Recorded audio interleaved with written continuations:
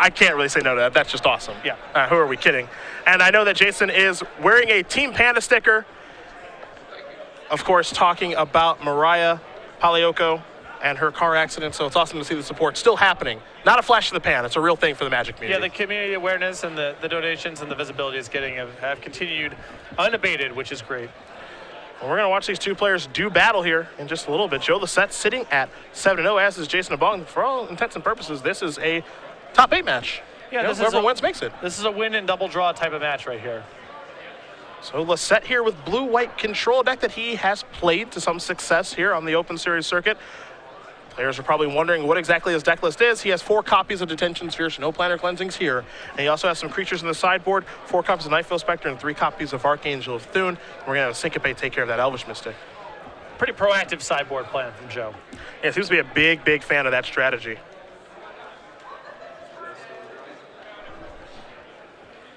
Jason here with a pretty conventional list of Jund monsters.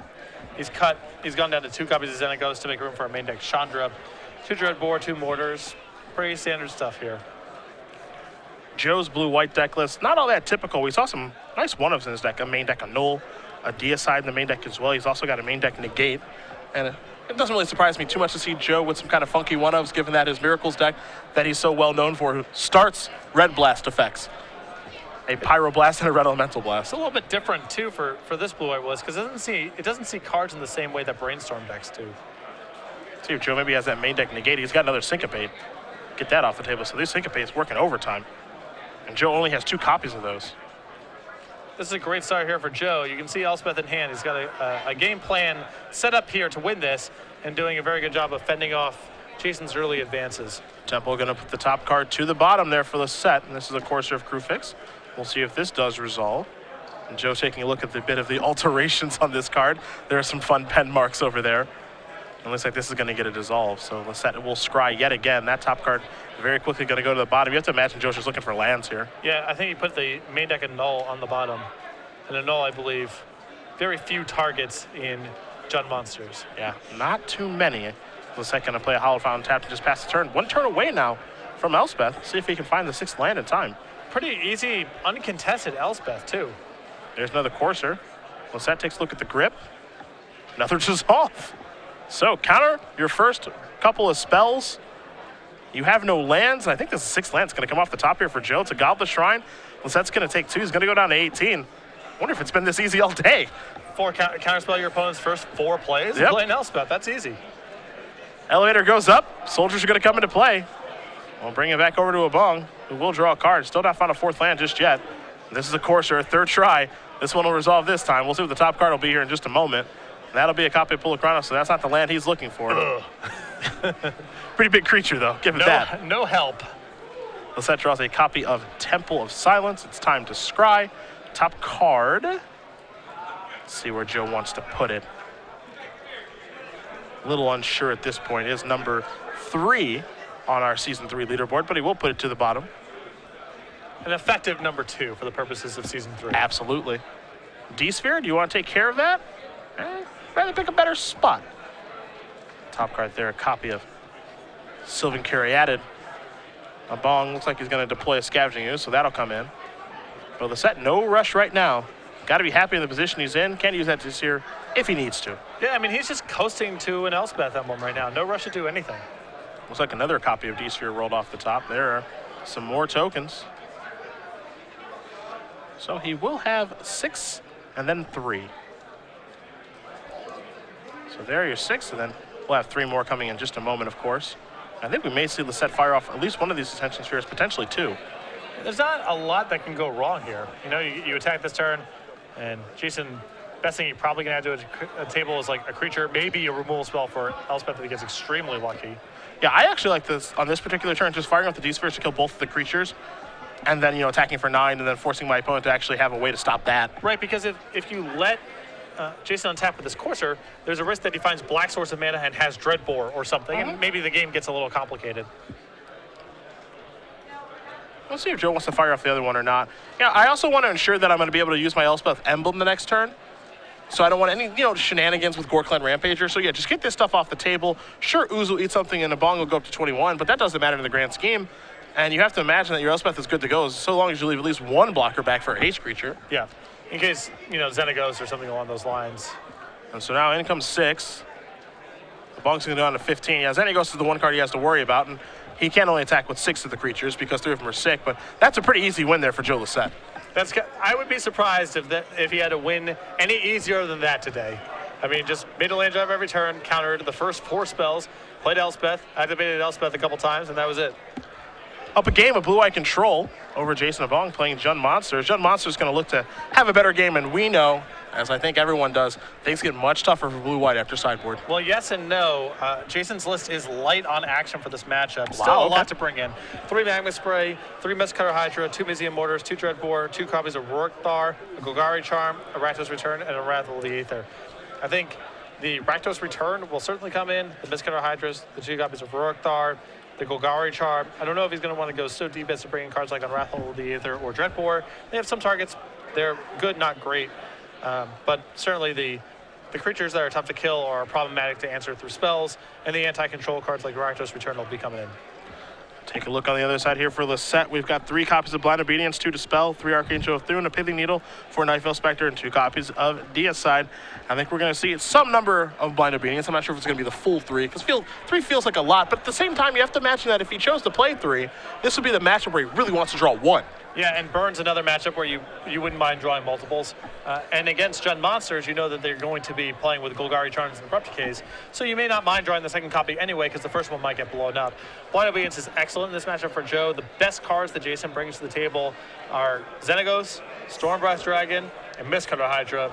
Blind Obedience does great work against all those cards, and I think the Archangels may come in as well. Joe has shown a willingness to convert into a more proactive game plan against opponents where he suspects they will be boarding out most of their removal, and Jason qualifies. Now, the flip side of that is that Jason has 2 Dreadboards in the main and 2 more Dreadboards in the board. I would be surprised if he put all 4 Dreadboards into his deck, but I would also be surprised if he cut them all together. So he might have some really easy answers to Archangel already in his deck.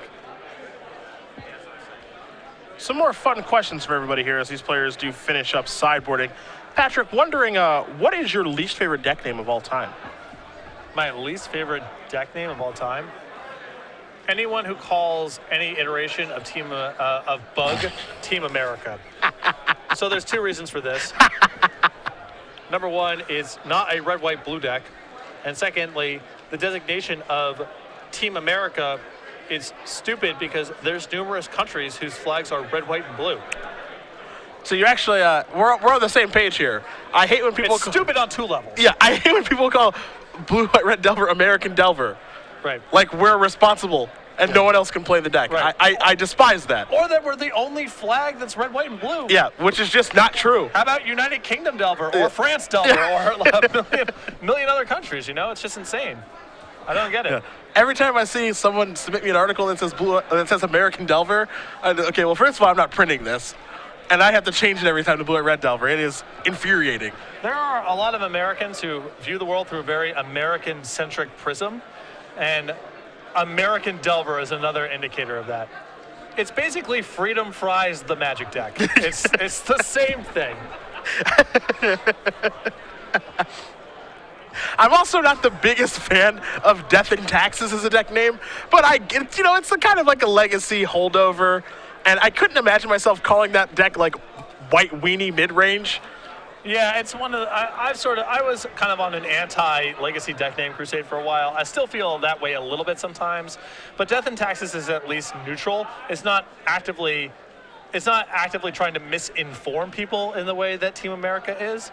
And even if Team America was an accurate name, it would still be really rude and stupid. So that's my least favorite deck name. Also, someone's wondering if Gregory Hatch has something crazy for us in store for tomorrow. I can't. Yes, it's the short answer. Yeah, he has a box full of cards sleeved. We were gripping his deck in between rounds. We were beginning to shuffle it. He said, whoa, that's 70 cards right now. So he's working it down a little bit. He regularly is like, I have this card for this matchup. And my reaction is I have no idea what card you're talking about. He frequently does this to me. It's not just once or twice. He regularly has cards in his deck and sideboard or cards he's describing for matchups that I could not tell you what they do. That's the Greg Hatch we know and love. Yeah. He's been known to go deep, and he will be tomorrow, I imagine, in Legacy. He's off to a nice start, though. He's playing a pretty normalized deck here in Standard with mono black aggro and a 6-1. Yeah. I think in Standard he probably tries to color inside the lines a little bit because of all the work he does in Legacy. We'll be underway here for Lossett and Abong in game number 2 in just a moment. Joe Lossett does win game number 1 in pretty impressive fashion, countering the first 4 spells, resolving an Elspeth. And just going from there, Abong will try to put up a much larger fight this go and had some mana issues in the first game. Well, I mean, he did have some good action, though, too. I mean, there were things that he did, yeah. Forcers, but it kind of doesn't matter what the text on your cards are when they're running into counter spells.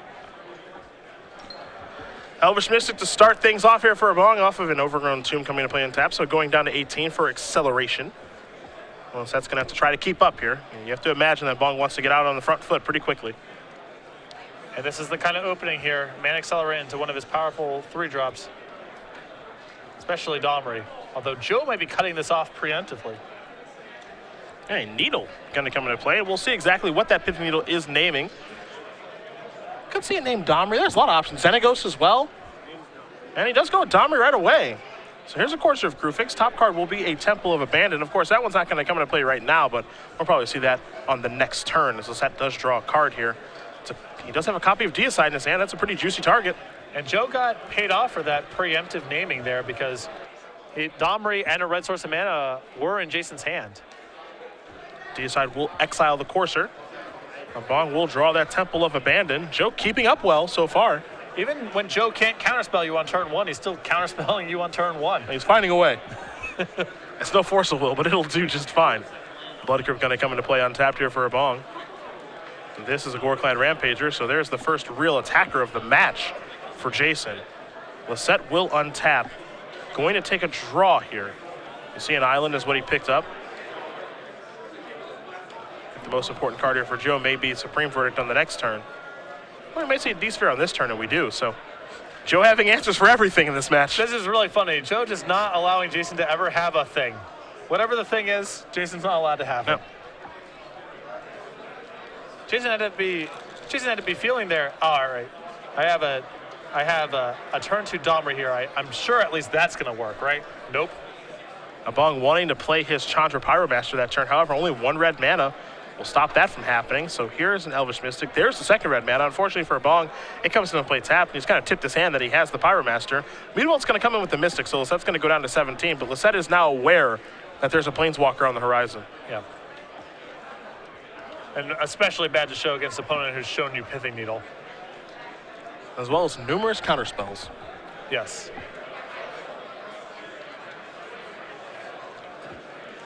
Lossett with a Jason hand. Also a copy of Blind Obedience. There's a Mutavault in the group as well. So definitely has the 4th land and the option to cast Jace if he'd like to. We'll see if he explores that option, however. It's pretty dangerous. He knows that he's facing down Chandra at the minimum. Scary card to have in play.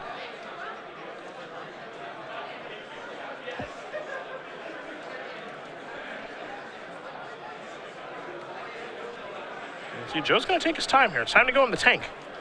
He does have to be very worried also about Stormbreath Dragon and Mistcutter Hydra too. These are all concerns. But spending an entire turn just deploying Blind Obedience is not the most exciting thing either. It's the definition of unexciting.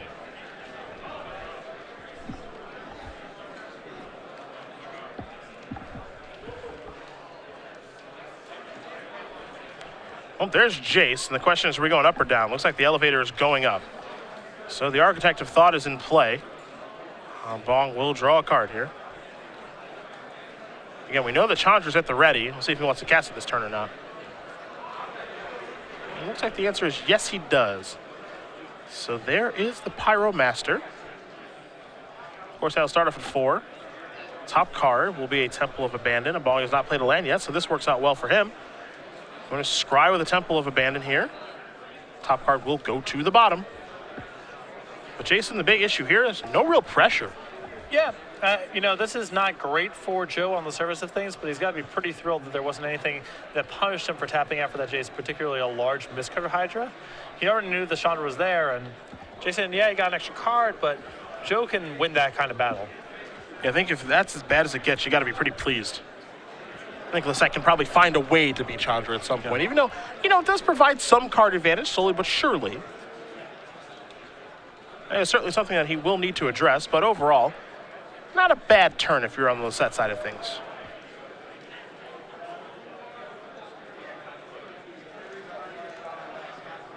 Now he has the option, in fact, of just slamming on the Archangel here and hoping that's good enough.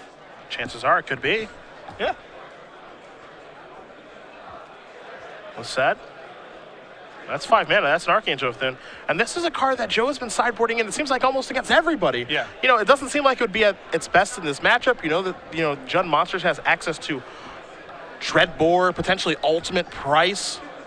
Cards that they could potentially leave in, especially if they know that you're bringing Archangel in. And if you follow Joe, he has a propensity to bring this card in a lot. Yeah.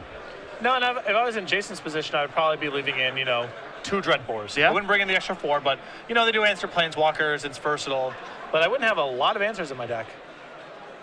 Archangel Thune can certainly stand tall right now on this board. Quite a happy place. You saw Chandra 0 for a mana confluence, but Abong having the issue with finding some pressure. Feels like his hand is relatively reactive at this point. Well, he does have a Mistcutter Hydra, so he has a big play this turn. It'll be a big one. But, Archangel Thune, especially backed up with the Blind Obedience that Joe has in hand, more than capable of racing a Mistcutter Hydra. Yeah, if you want to race, let's do it.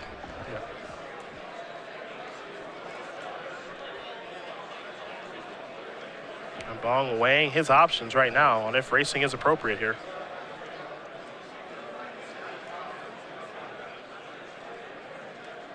Oh, there is Mistcutter. That'll be a big one. It's going to be for 6. Abong leaving an Elvish Mystic back. A little surprise there. Yep. Got ourselves a Jace trigger, so it's going to be an attack for 5. Looks like Jace is going to go down to 1.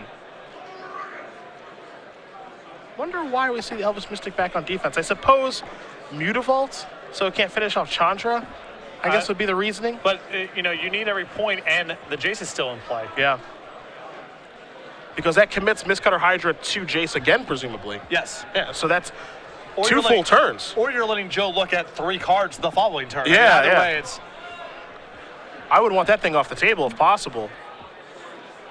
And now Joe has another copy of Archangel Thune, and this could be the 1-2 punch of Archangels maybe getting the job done here in the full race, going in favor of Lossett.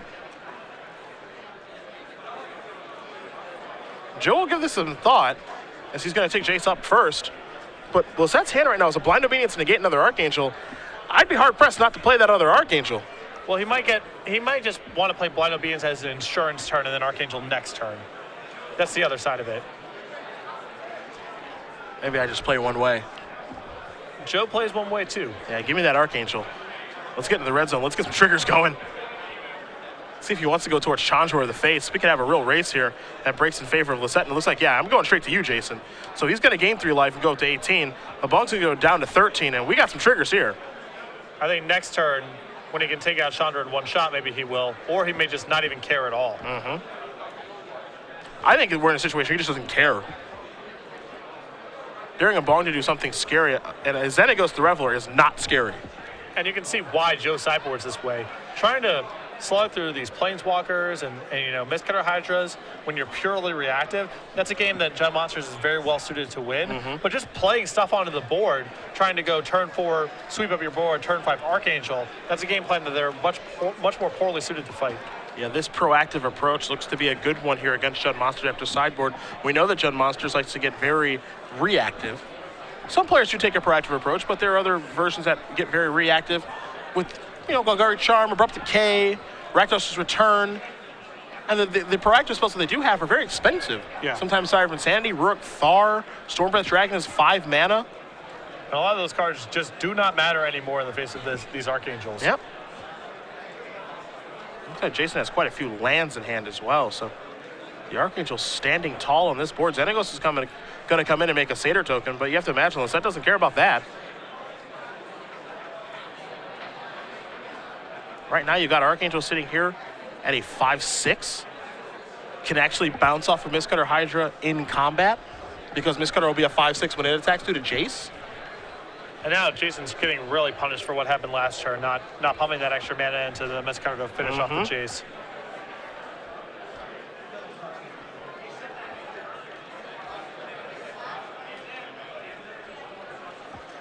That'll just be passing the turn. Now Miscutter Hydra actually can't even attack. Yeah. So as you mentioned, the fact that Abong did not use that mana from the Elvish Mystic really hurting him here.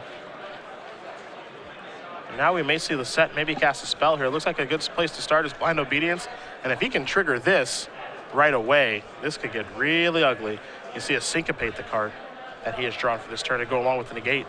Yeah, it looks like his hand is all permission, so I don't know if he can trigger it. Though this Jace gives him a shot at something.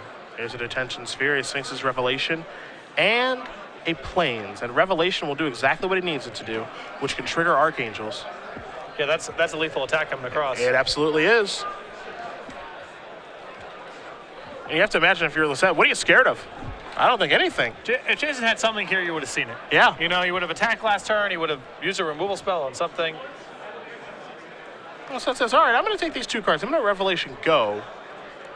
Well, Joe now has the option of the much safer play Blind Obedience, play Detention Sphere, trigger something. So in case something goes haywire, he's at least has a Blind Obedience in play and gets to trigger and gets to play the Detention Sphere as well. Yeah, that's exactly what he's going to do. Blind Obedience to lead things off, followed with the Detention Sphere to extort. Going to trigger these Archangels, so these are going to grow. They'll move up to 4 counters as each Archangel will trigger. And now D-Sphere can take something out. Joe deciding exactly what he wants to put in exile, excuse me. He's got a bevy of choices between Mana Accelerant, Satyr Token, a Xenagos, or a Chandra. Doesn't really matter. There's a lethal attack coming. Jason's trying to keep up appearances here, but... Heck, he can even pick his own needle if he wanted to. And there's an extension of the hand. Joe Lossett is going to win this match over Jason Abong. He moves on to 8-0. Looks like he's going to be able to double draw in, and this was such a huge tournament for him. I think we're going to see a lot more of him over Season 3. You saw the pump of the fist there, too. Joe knows what this tournament means. Yep. This tournament and tomorrow is such a big deal for Joe trying to make his push for the Season 3 point invite. And it sets